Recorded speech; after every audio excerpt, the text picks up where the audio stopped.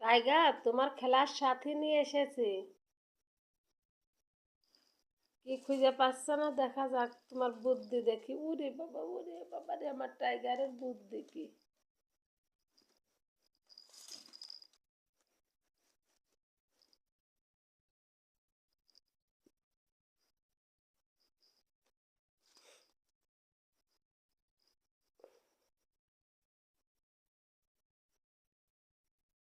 Tiger, কি দেখছো?